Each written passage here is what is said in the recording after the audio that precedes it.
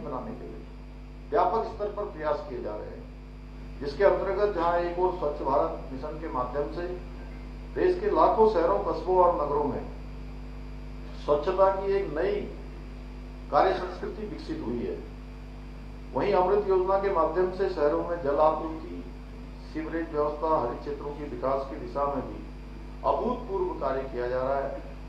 साथ ही smart city mission के माध्यम से देश भर के शहरों को आधुनिक, सुविधायुक्त और भविष्य के अनुरूप, जो भविष्य में आने वाली चुनौतियां हैं, भविष्य में किस प्रकार से जनसंख्या का दबाव बढ़ने वाला है, किस प्रकार से लोगों को आवास चाहिए, कैसी सुविधाएं चाहिए, किस प्रकार की पार्किंग होनी चाहिए, किस प्रकार सड़कों का निर्माण होना चाहिए, उसके अनुरूप विकसित किया जा रहा है। इतना ही नहीं, प्रधानमंत्री आवास योजना के माध्यम से देश के लाखों गरीब परिवारों का खुद का घर होने का सपना भी साकार हुआ है।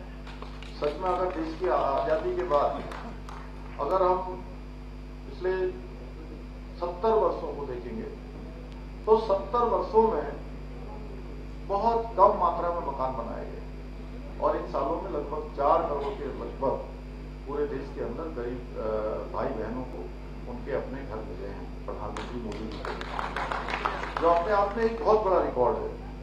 भाइयों बहनों, आदरणीय प्रधानमंत्री जी के मार्गदर्शन एवं उनके सहयोग से, उनकी प्रेरणा से हमारी सरकार भी राज्य के समग्र विकास के लिए निरंतर कार्य कर रही है। राज्य का चाहे इंफ्रास्ट्रक्चर का विकास हो, शिक्षा या स्वास्थ्य सेवाओं को बेहतर बनाना हो, या युवाओं के लिए रोजगार के नए नए अवसर सृजित करने हो, हम प्रत्येक क्षेत्र में प्रतिबद्धता के साथ काम कर रहे हैं। प्रतिबद्धता, निरंतरता और अनवरत बिना रुके लगातार आगे बढ़ रहे हैं। हम देहरादून को भी एक आधुनिक शहर और विकसित शहर बनाने के लिए प्रयासरत हैं, जहां एक और स्वच्छ भारत मिशन के माध्यम से शहरों में ठोस कचरा प्रबंधन और सफाई व्यवस्था को बेहतर बनाने का प्रयास किया जा रहा है। वहीं स्मार्ट सिटी मिशन, प्रधानमंत्री स्वनिधि योजना, प्रधानमंत्री आवास योजना, अमृत मिशन, ओडीएफ अभियान, लीगेसी वेस्ट प्रबंधन जैसी योजनाओं के माध्यम से नागरिकों को बेहतर सुविधाएं उपलब्ध कराई जा रही हैं। इसके साथ ही हमने नागरिकों को बेहतर स्वास्थ्य सेवाएं उपलब्ध कराने के लिए urban health and wellness centre भी स्थापित किए हैं। यही नहीं, हमने जहां एक और निराश्रित गौवंशों के संरक्षण के लिए आशा योजना भी प्रारंभ की है। साथ ही शहरों में स्वान की बढ़ती हुई संख्या को नियंत्रित करने के लिए एनिमल बर्थ कंट्रोल योजना भी लागू की है। हम देहरादून को एक आधुनिक शहर के रूप में विकसित करने के लिए 1400 करोड़ रुपए से अधिक की विभिन्न विकास परियोजनाओं के माध्यम से व्यापक स्तर पर कार्य कर रहे हैं। हमने जहां एक और देहरादून में कचरा प्रबंधन के लिए आधुनिक मैकेनाइज्ड ट्रांसफर स्टेशन का निर्माण किया है, वहीं कूड़ा वाहनों की रियल टाइम मॉनिटरिंग के लिए integrated command and control centre की स्थापना भी की है। हरित और स्वस्थ देहरादून के निर्माण के लिए शहर में 35 पार्कों का निर्माण कराया गया है। अब केदारपुरम में योगा थीम पर आधारित शहर का सबसे बड़ा पार्क विकसित किया गया है। इसमें आप में से आप ही विधानसभा में उसमें थे। इसके साथ ही वीर बलिदानियों की स्मृति में विशेष स्मृति पार्कों के माध्यम से 50,000 वर्ग मीटर से अधिक हरित क्षेत्र विकसित किया गया है।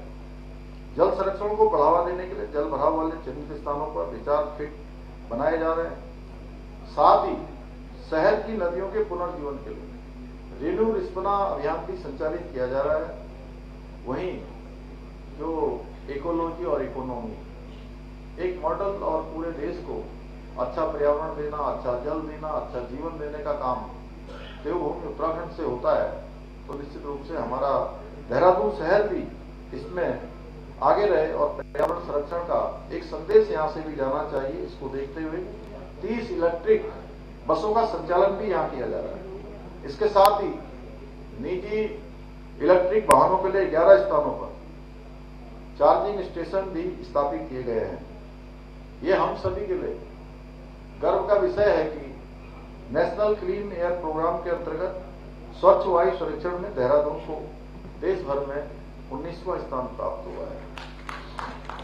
साथ ही राष्ट्रीय स्वच्छता रैंकिंग में देहरादून ने उल्लेखनीय सुधार करते हुए 62वां स्थान हासिल किया है। अब हमें आने वाले समय में देहरादून को शीर्ष स्वच्छ शहरों की श्रेणी में शामिल करने के लिए और अधिक मेहनत करनी होगी। जैसा मैंने पूर्व में ही कहा, उस बात को मैं फिर से दोहरा रहा हूं। भाइयों बहनों, अब हम देहरादून में ट्रैफिक और पार्किंग की समस्या के स्थायी समाधान के लिए भी लगातार कार्य कर रहे हैं। और आप सबको पता है कि कुछ ही दिनों के बाद देहरादून दिल्ली जो हमारी एक्सप्रेस वे है, वह एक्सप्रेस वे जनता को आदरणीय प्रधानमंत्री जी समर्पित करने वाले हैं। और उसके बाद जहां एक तरफ बहुत आसानी हम लोगों को होने वाली है, अब दिल्ली पहुंचने के बाद अंदर जाने में कितना टाइम लगेगा ये तो एक अलग विषय है। देहरादून आप आशा रोड़ी पहुंचने में कोई देर नहीं होगी, लेकिन अंदर आकर वहां से आपको किस तरफ जाना है वो कितना समय लगेगा वो एक अलग विषय है। लेकिन दिल्ली और देहरादून की दूरी 2 से 2.5 घंटे में अधिकतम पूरी हो जाएगी। तो उसके बाद हमको कई सारी जो चैलेंजेस भी हमारे सामने आने वाले हैं, उन चैलेंजेस को भी हम ध्यान में रखकर काम कर रहे हैं। जैसे एक तो अत्यधिक यहाँ पर फुटफॉल बढ़ने वाला है। आप ये मानिए कि अब हमें अधिक लोगों के लिए यहाँ पर आवास की व्यवस्था करनी है, अधिक लोगों के लिए पार्किंग की व्यवस्था करनी है, अधिक लोगों के लिए परिवहन की व्यवस्था करनी है, अधिक लोगों के लिए स्वच्छ पेयजल की व्यवस्था करनी है। तमाम ये हमारा जो पर्यावरण है, ये हमारी इकोलॉजी और इकोनॉमी दोनों में संतुलन रहे। देहरादून से सीएम धामी को सुन रहे थे आप। अब चलिए रुक करते हैं।